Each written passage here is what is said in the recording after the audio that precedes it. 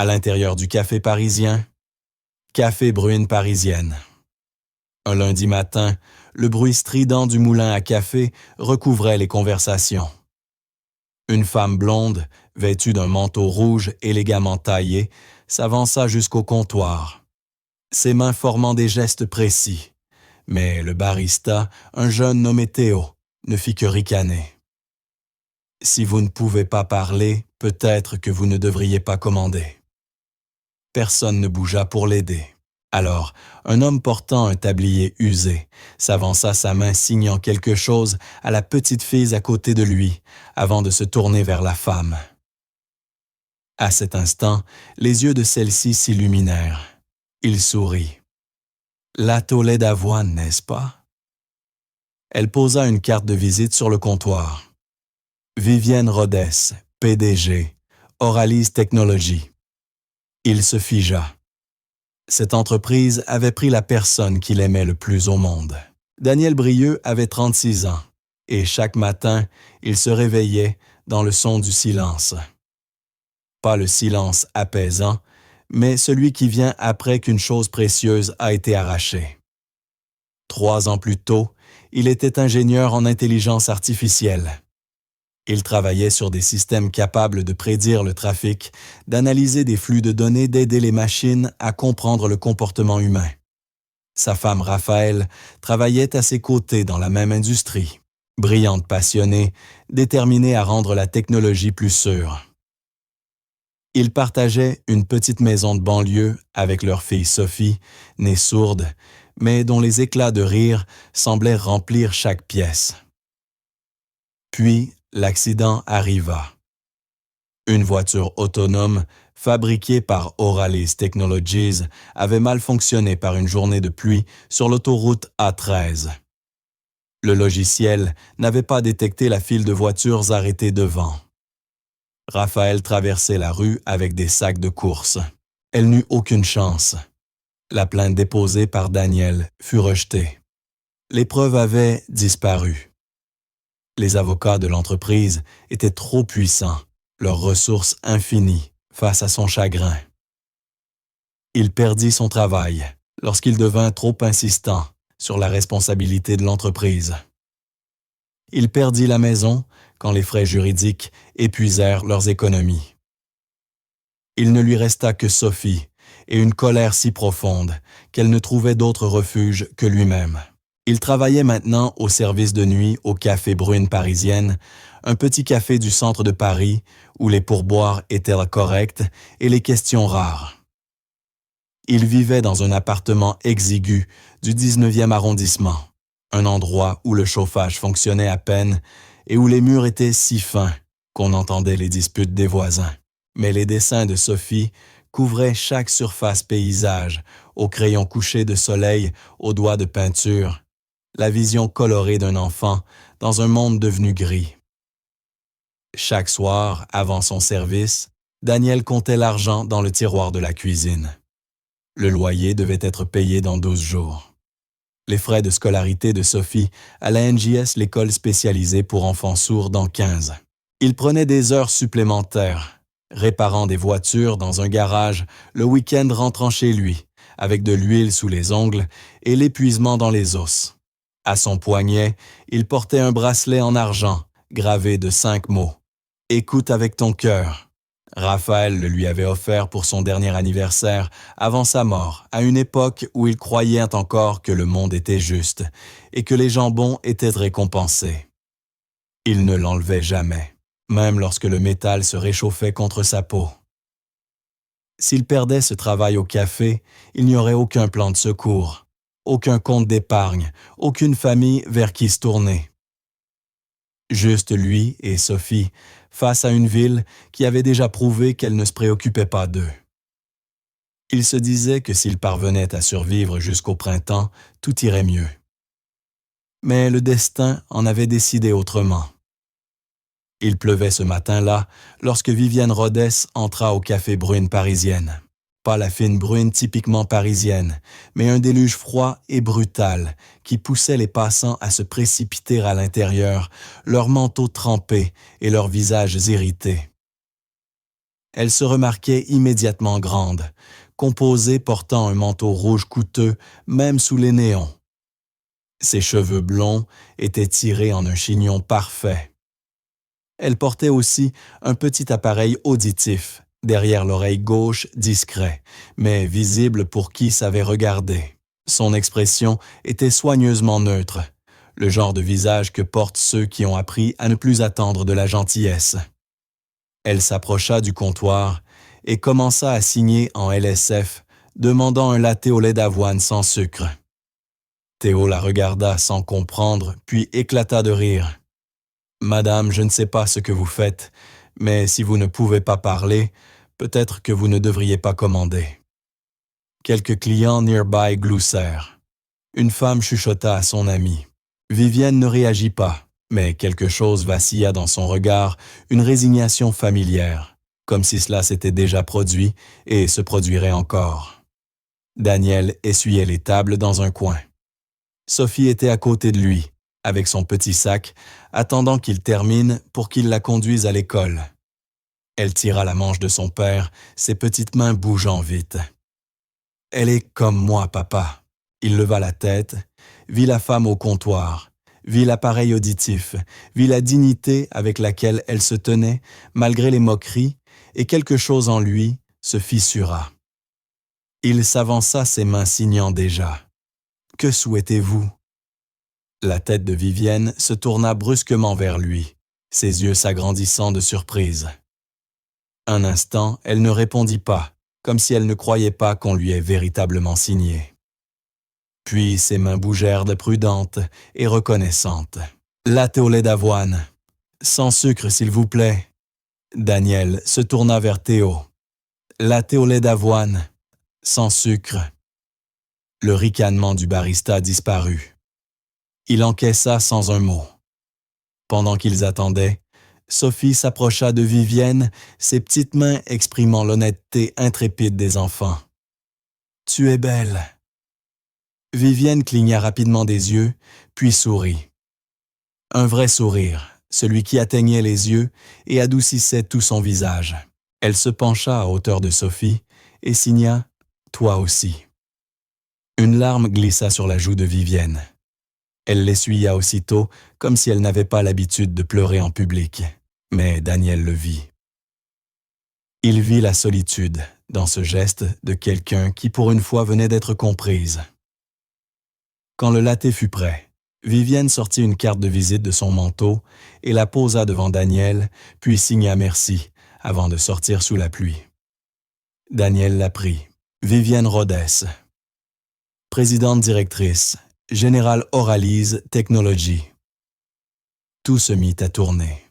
Ce nom, cette entreprise, celle qui avait étouffé la vérité sur la mort de sa femme, celle dont les avocats avaient supprimé des emails achetés des témoins, celle qui était sortie propre, tandis qu'il enterrait Raphaël sous la pluie. Sophie tirait encore sa manche, lui demandant ce qui n'allait pas, mais Daniel ne pouvait pas bouger. Il fixait la carte, le logo brillant, accrochant la lumière comme une moquerie. Vivienne Rodès avait perdu Louis à 10 ans. Elle se souvenait encore de l'explosion du bruit aigu terrifiant juste avant le silence. Sa mère, Hélène Rodès, était ingénieure chimiste et travaillait tard dans un laboratoire. Vivienne venait rendre visite après l'école, assise dans un coin, à faire ses devoirs, lorsque la réaction avait mal tourné. L'explosion tua sa mère sur le coup. Elle lui déchira le tympan et endommagea irréversiblement les nerfs de son oreille gauche. Elle passa des semaines à l'hôpital, apprenant que le monde ne sonnerait plus jamais de la même manière. Et son père, Grégory Rodès, fondateur d'Oralise Technologies, passa ces semaines-là à lui enseigner une autre vérité. Le pouvoir est la seule voie que les gens respectent. Grégory éleva sa fille pour qu'elle soit intouchable, pour qu'elle ne montre jamais de faiblesse, pour qu'elle utilise la richesse et le contrôle comme une armure contre un monde qui sinon la considérerait comme inférieure. Vivienne apprit la langue des signes en privé, mais refusa de l'utiliser en public. Elle portait des appareils auditifs valant des milliers d'euros et parlait avec une articulation parfaite, afin que personne ne devine ce qu'elle avait perdu. Elle construisit des murs si hauts qu'elle en oublia elle-même ce que cela signifiait d'être vulnérable. À 30 ans, lorsqu'elle hérita d'Oralise, elle était exactement ce que son père avait voulu façonner, une PDG qui ne s'excusait jamais, une femme qui imposait le silence, autant que les mots, quelqu'un qui pensait que montrer de la compassion revenait à offrir aux autres une occasion d'abuser de vous. Mais la solitude trouve toujours un chemin, même à travers la plus épaisse des armures. La nuit, dans son penthouse immaculé, surplombant Paris-Vivienne, retirait ses appareils auditifs et s'asseyait dans l'obscurité. Le silence n'était pas apaisant. Il était simplement vide. L'histoire de Daniel était différente, mais les blessures étaient les mêmes. Raphaël Brieux avait été programmeuse chez Oralis Technologies, dans la division des véhicules autonomes. C'est elle qui avait découvert la faille dans le logiciel de navigation, une erreur critique qui entraînait une mauvaise estimation des distances d'arrêt par temps humide. Elle l'avait documenté, avait envoyé des rapports à son superviseur, avait exigé de retarder le lancement du véhicule jusqu'à ce que l'erreur soit corrigée. Son superviseur était Marc Hayan, directeur des opérations d'Oralise. Un homme qui ne mesurait la réussite qu'en fonction des résultats trimestriels et des parts de marché. Il avait dit à Raphaël que les données n'étaient pas concluantes, que le calendrier ne pouvait pas être retardé, qu'elle exagérait. Lorsqu'elle menaça de passer au-dessus de lui, il la réaffecta à un autre projet et enterra ses rapports dans un serveur que personne ne consultait. 4 mois plus tard, le logiciel du véhicule défaillit. Raphaël fut tué. Marc fit effacer tous ses dossiers internes. Il veilla à ce que les emails disparaissent avant toute enquête. Il paya les bonnes personnes et la plainte s'effondra avant même d'atteindre un tribunal. Daniel se retrouva seul avec une fille à élever et une colère sans refuge. Il essaya de continuer à travailler, mais la rage le suivait dans chaque réunion, chaque relecture de code, chaque interaction, jusqu'à ce que ses employeurs jugent qu'il était devenu une menace. Alors il disparut dans des petits boulots, là où personne ne posait de questions et où personne n'attendait quoi que ce soit de lui. Sophie grandit en ne connaissant sa mère qu'à travers des photos et des histoires. Elle touchait les images en retraçant le visage de Raphaël et Daniel, lui racontait la femme qui avait voulu rendre le monde plus sûr, la femme qui avait tenté de parler, la femme qui avait été réduite au silence. Et maintenant, 3 ans plus tard, la PDG de l'entreprise responsable de la mort de sa femme avait franchi la porte de son café et avait souri à sa fille. L'univers avait un sens cruel de l'ironie. 2 jours plus tard, Vivienne revint. Daniel était en train de réapprovisionner les tasses derrière le comptoir lorsqu'elle entra. Cette fois, sans son manteau rouge, elle portait un simple pull gris et un jean semblant presque comme n'importe qui, sauf pour sa manière de se tenir comme quelqu'un habitué à diriger, même lorsqu'elle n'y pensait pas. Elle marcha droit vers lui et posa une enveloppe sur le comptoir.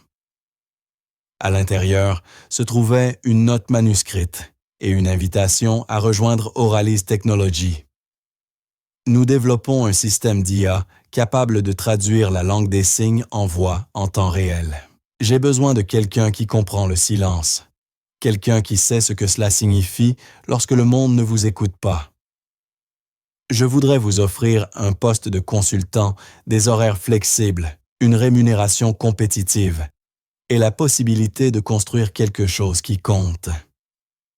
Daniel fixa la lettre la mâchoire serrée, tout en lui criait de refuser de froisser la page et de la lui renvoyer, de lui dire qu'il ne voulait rien avoir à faire avec l'entreprise qui avait détruit sa vie. Mais Sophie arriva à ce moment-là, son sac d'école sautillant sur les épaules. Elle était en avance. Il avait demandé à une voisine de la déposer après l'école. La petite regarda Vivienne, puis la lettre, puis son père. Ses petites mains bougèrent avec une précision réfléchie.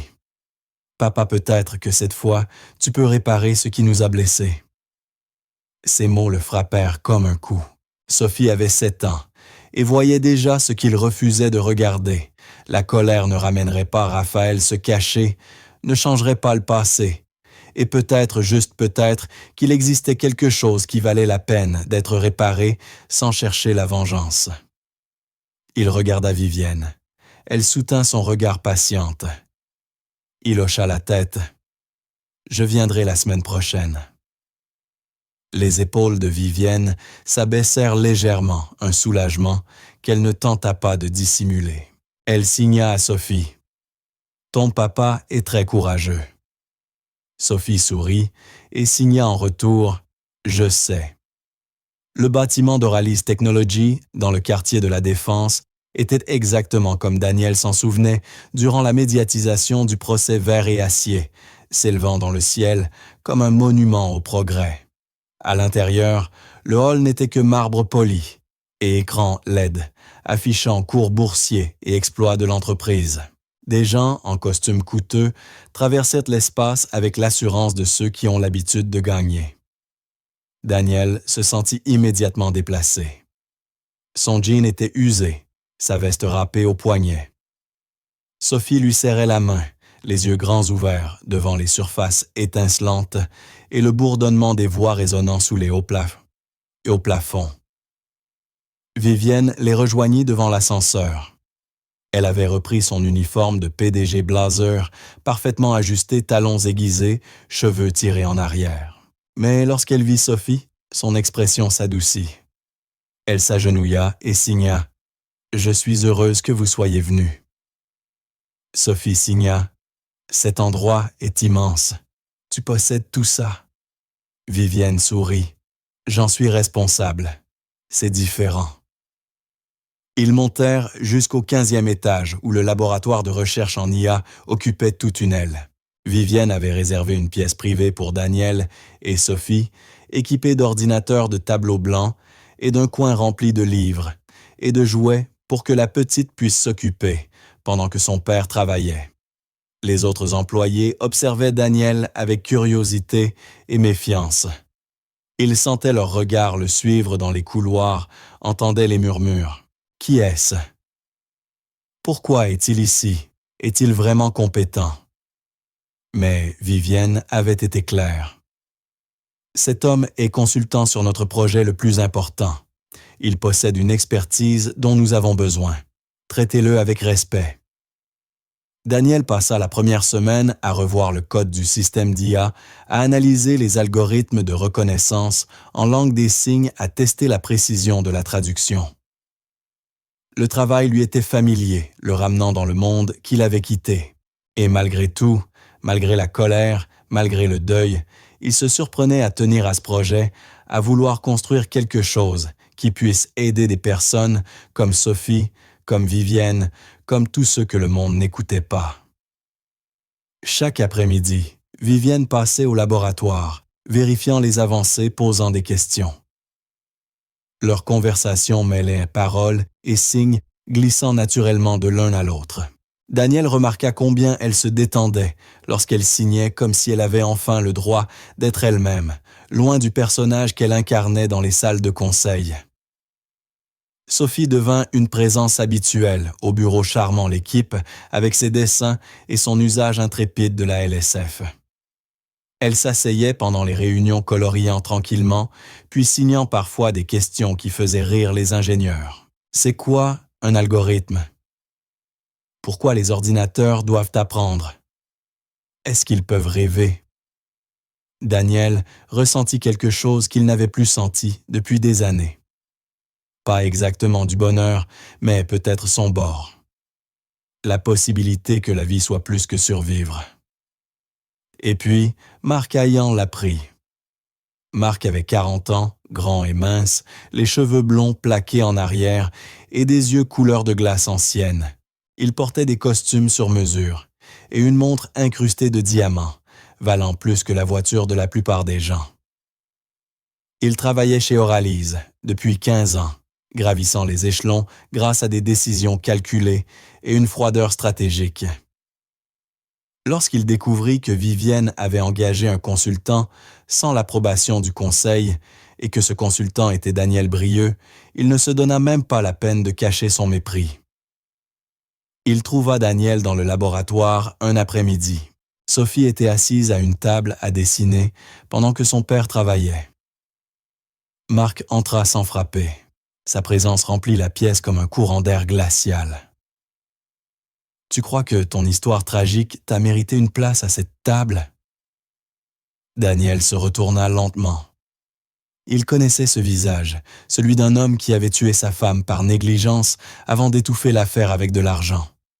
« J'ai été invité, » dit Daniel calmement. Marc s'approcha. « Tu es un ingénieur raté, qui n'a pas tenu dans le vrai monde. Et maintenant, tu joues à la petite famille avec la PDG en utilisant ta gamine sourde comme carte de pitié. » Sophie leva les yeux, sentant la tension, même si elle ne pouvait pas entendre les mots. Les mains de Daniel se serrèrent en poing. « Ma fille n'a rien à voir là-dedans, n'est-ce pas? » Le sourire de Marc se fit mince et tranchant. Vivienne a une faiblesse pour les causes perdues, mais cette entreprise ne tourne pas aux sentiments. Elle tourne aux résultats. Et toi, tu n'es qu'une autre responsabilité en attente d'exploser. Il partit sans attendre de réponse, la porte claquant derrière lui. Cette nuit-là, Daniel ne dormit pas. Il resta allongé dans son lit, écoutant la respiration de Sophie dans la pièce voisine, repassant les mots de Marc. Cause perdue, risque, responsabilité. Les mêmes mots qui le poursuivaient depuis la mort de Raphaël. Les mêmes jugements que les gens portaient lorsqu'ils voyaient un père célibataire peinant à garder la tête hors de l'eau. Mais autre chose le dérangeait. Une phrase de Marc. Cette entreprise ne tourne pas aux sentiments, comme si les émotions étaient une faiblesse, comme si prendre soin des autres était une erreur au lieu d'être l'essentiel. Daniel se leva, ouvrit son ordinateur portable. Il avait toujours accès au réseau interne d'Auralise grâce à son contrat de consultant. Il commença à chercher, suivant des pistes de code, des structures de fichiers, à la recherche de quelque chose de suspect. 3 heures plus tard, il le trouva. Cachés dans un serveur archivé nommé H, se trouvaient des journaux datant de 3 ans. Diagnostic du véhicule rapport d'erreur et une chaîne d'emails entre Raphaël et Marc. Les avertissements de Raphaël, les refus de Marc. Et puis, après l'accident, un dernier message. Enterre ça. Aucune trace. MEH. Les mains de Daniel tremblaient lorsqu'il téléchargea les fichiers. C'était cela. Les preuves effacées. La preuve que Marc connaissait la faille et l'avait ignorée. Que Raphaël était morte, parce qu'un homme avait préféré les profits à la sécurité. Il devait montrer cela à Vivienne. Mais alors qu'il fixait les fichiers, une peur glaciale se logea dans sa poitrine. Marc était puissant. Il avait enterré tout ça une fois. Il pouvait recommencer. Et cette fois, Daniel avait plus à perdre. Il avait Sophie à protéger. Le matin venu, Daniel alla au bureau de Vivienne. Elle se tenait près de la fenêtre, regardant la ville, et se retourna quand il entra. Son visage était calme, mais ses yeux fatigués, comme si elle non plus n'avait pas dormi. « J'ai trouvé quelque chose », dit-il. Il lui montra les fichiers, les emails, les rapports de Raphaël, la dissimulation de Marc. Vivienne lut tout en silence, son expression se durcissant à chaque page. Lorsqu'elle eut terminé, elle regarda Daniel avec quelque chose qui ressemblait à un mélange de culpabilité et de chagrin. « Mon père savait », murmura-t-elle. « Il a dit à Marc de régler ça discrètement, pour protéger la réputation de l'entreprise. Je ne connaissais pas les détails, mais je savais que quelque chose avait été enterré. Je l'ai toujours su. » Daniel sentit la colère monter. « Et tu n'as rien fait. » J'avais 29 ans et j'étais terrorisé à l'idée de décevoir mon père, dit Vivienne, la voix tremblante. J'ai passé toute ma vie à être ce qu'il voulait que je sois et je me suis détesté pour ça chaque jour. Elle se détourna, essuyant rapidement ses yeux. « Je ne peux pas réparer ce qui s'est passé. Je ne peux pas ramener ta femme, mais je peux m'assurer que Marc ne s'en tire plus jamais. »« Il nous détruira, » dit Daniel. « Il a le conseil, il a les avocats. Alors, nous serons plus intelligents. » Vivienne le regarda, et pour la première fois, Daniel ne vit plus une PDG, mais une femme tout aussi épuisée de mentir que lui. « Nous l'exposerons publiquement, d'une manière qu'il ne pourra pas étouffer. » Ils passèrent les 2 semaines suivantes à bâtir leur dossier. Daniel travaillait tard, chaque nuit, recoupant les fichiers, établissant chaque lien entre les décisions de Marc et les défaillances du véhicule. Vivienne contactait des journalistes, des enquêteurs, quiconque pourrait les aider à faire éclater la vérité. Mais Marc n'était pas stupide. Il avait des yeux partout dans l'entreprise. Lorsqu'il comprit ce qu'il préparait, il réagit vite. D'abord vinrent les rumeurs. Des murmures affirmant que Vivienne couchait avec un subalterne, qu'elle était compromise, que son jugement ne pouvait plus être fiable. Les membres du conseil commencèrent à poser des questions. Les actionnaires exprimèrent des inquiétudes. Marc jouait le rôle du COO loyal, exprimant sa tristesse face aux mauvaises décisions de Vivienne, suggérant qu'elle avait peut-être besoin de prendre du recul pour se clarifier l'esprit. Puis vint l'ultimatum, une réunion à huis clos avec le conseil. Vivienne devait choisir se retirer temporairement et laisser Marc prendre la direction par intérim ou affronter un vote de défiance qui la destituerait définitivement. Elle refusa. Ils la révoquèrent quand même. Le même jour, Daniel fut escorté hors du bâtiment par la sécurité. Son accès fut révoqué. Son contrat de consultant résilié. La raison officielle, mauvaise utilisation des ressources de l'entreprise. La vraie raison, Marc voulait le faire disparaître. Daniel récupéra Sophie à la garderie du rez-de-chaussée, ses mains tremblant, tandis qu'il lui signait « On rentre à la maison ». Elle ouvrit de grands yeux. « On a fait quelque chose de mal. »« Non, ma chérie, on a essayé de faire quelque chose de bien, et parfois, c'est pire. » Ce soir-là, Vivienne s'assit dans son penthouse, les lumières de Paris scintillant en dessous. Elle avait retiré ses appareils auditifs, laissant le silence tomber sur elle comme une couverture lourde. Elle avait perdu. Marc avait gagné. Et l'entreprise que son père avait fondée continuerait de privilégier le profit au détriment des vies humaines. Elle pensa à Daniel, à Sophie, à toutes les personnes comme Raphaël qui avaient tenté de parler et avaient été réduites au silence. Elle pensa à la femme qu'elle était devenue froide, contrôlée, complice. Elle avait passé tant de temps à construire des murs qu'elle en avait oublié comment être humaine. C'est Sophie qui changea tout. 3 jours après le licenciement de Daniel, la fillette l'aidait à emballer l'appartement. Il ne pouvait plus y rester. Il avait trouvé un logement moins cher de l'autre côté de la ville, plus petit et plus froid, mais c'était tout ce qu'il pouvait en se permettre.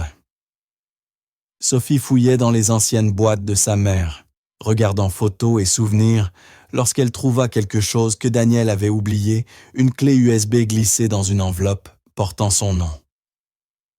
Il la connecta à son ordinateur. Le visage de Raphaël apparut à l'écran. Elle avait enregistré la vidéo 3 jours avant sa mort. Son expression était grave, ses yeux fatigués mais déterminés. « Daniel, si tu regardes ceci, c'est que quelque chose s'est mal passé.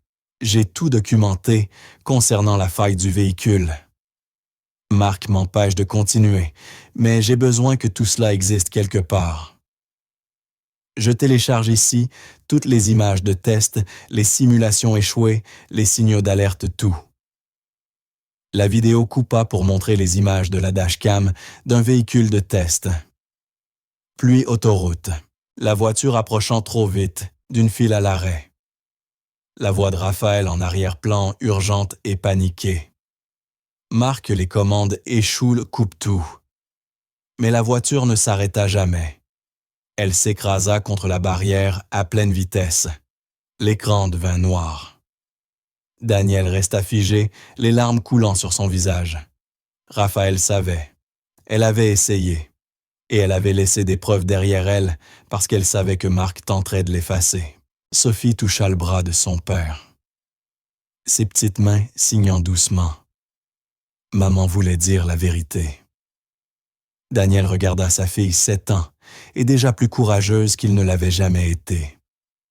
Il prit son téléphone et appela Vivienne. Elle arriva 1 heure plus tard, encore vêtue des mêmes vêtements qu'elle portait depuis 2 jours, les cheveux défaits, le visage épuisé. Daniel lui montra la vidéo. Elle la regarda 3 fois, son expression se durcissant à chaque visionnage. « On peut utiliser ça, dit-elle. Marc l'enterrera comme il a enterré tout le reste. Pas si on rend tout public, pas si on le montre à tout le monde en même temps. » Vivienne sortit son téléphone et commença à appeler journaliste, reporter, tech, quiconque accepterait d'écouter. Puis elle passa un dernier appel cette fois au Parquet national financier qui collabore avec l'OCLCTIC pour les crimes technologiques. Le lendemain matin, 2 agents arrivèrent. Ils prirent des copies des fichiers, interrogèrent Daniel, examinèrent les journaux du serveur H et ouvrirent une enquête officielle pour fraude corporative et homicide involontaire. Marc tenta de manipuler la situation, prétendant que les fichiers étaient bien fabriqués. Mais la vidéo ne pouvait pas être falsifiée. La voix de Raphaël, les horodatages, les métadonnées, tout était authentique. L'Assemblée générale annuelle des actionnaires avait lieu dans 5 jours. Vivienne était interdite d'accès, mais elle avait une dernière carte à jouer, un discours public devant les investisseurs, les médias et tous ceux qui avaient déjà douté d'elle. Elle demanda à Daniel de se tenir à ses côtés. Il accepta. La salle de conférence était pleine. Les actionnaires occupaient chaque siège. Les journalistes tapissaient les murs, les caméras suivaient chaque mouvement sur scène. Marc se tenait au pupitre, débitant ses remarques préparées sur l'innovation, la croissance et l'avenir radieux d'Oralise. Puis Vivienne entra. La sécurité tenta de l'arrêter, mais elle continua d'avancer. Daniel et Sophie derrière elle. La foule murmura. Le sourire de Marc se figea.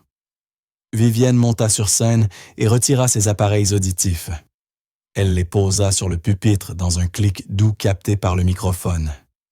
Puis elle commença à signer. La salle devint silencieuse, perplexe. Mais derrière elle, l'immense écran s'anima. Le système de traduction en IA qu'ils avaient construit ensemble, celui que Daniel avait codé et que Vivienne avait financé, commença à traduire ces signes en paroles projetées à pleine voix dans la salle. Cette entreprise a réduit la vérité au silence. Aujourd'hui, le silence répond. L'écran changea. La vidéo de Raphaël se lança. Ses avertissements, les images de test, l'accident, la voix de Marc disant que les données n'avaient aucune importance. Des murmures de stupeur parcoururent la foule. Les flashs crépitèrent. Marc tenta de parler, mais les agents du Parquet national financier, en collaboration avec l'OCLCTIC, qui attendaient au fond de la salle, s'avancèrent. Ils lui passèrent les menottes devant des centaines de témoins. « Marc Ayan, vous êtes en état d'arrestation pour fraude, obstruction à la justice et homicide involontaire. » La salle explosa. Les journalistes crièrent des questions. Les actionnaires se levèrent. Mais Vivienne continua de signer ses mains stables, même si des larmes coulaient sur son visage. Raphaël Brieux a essayé de sauver des vies.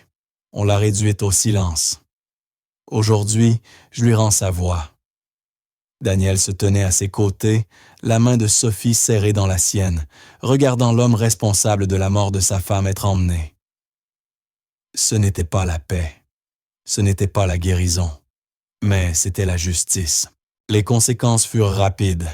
Marc fut officiellement inculpé. Le conseil lança une enquête interne.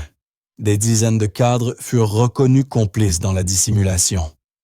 Certains démissionnèrent, d'autres furent renvoyés. Le cours de l'action d'Oralise s'effondra et l'entreprise fit face à une vague de plaintes venant de familles de victimes dans tout le pays. Mais Vivienne ne s'enfuit pas. Elle se battit pour reconstruire. Elle reprit la direction comme PDG cette fois, sans l'ombre de son père.